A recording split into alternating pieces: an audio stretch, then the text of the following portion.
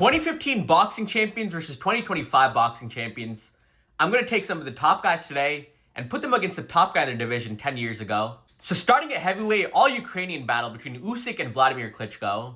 Now Klitschko will have some physical advantages and he's got a decent jab and straight right hand.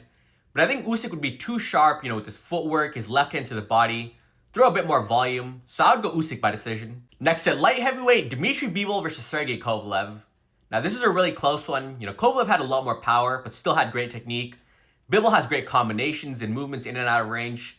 I think this one definitely goes 12 rounds. Neither guy's going to stop each other. But I would slightly lean towards Bivol just based off his timing. So I got Bivol by decision. At super middleweight, Canelo versus Andre Ward. Now if this was the best version of Canelo, he could probably beat Ward. But 2025 Canelo, he's a lot more flat-footed, lacks the volume. I think Ward gets it done here. He can use his movements, land those shots up the middle. I'd say Ward by decision. Next, Janibek versus Triple G. All Kazakh battle at middleweight.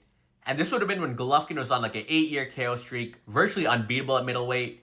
And while Janibek would land a couple left hands and uppercuts, for the most part, Triple G would be on the front foot, landing his body shots, his combinations. Maybe Golovkin stops Janibek late, but I'd go Golovkin by decision. Next, the top welterweights, Brian Norman Jr. versus Floyd Mayweather. This is a one-sided fight. Floyd makes it look easy on the outside, very sharp defensively. I'd say Floyd by a 10-2, 11-1 decision. Down to the lightweights, you could say Tank or Shakur is the best right now versus 2015 Terence Crawford. Now this is when Crawford was getting exchanges against guys like Gamboa, a little bit more reckless.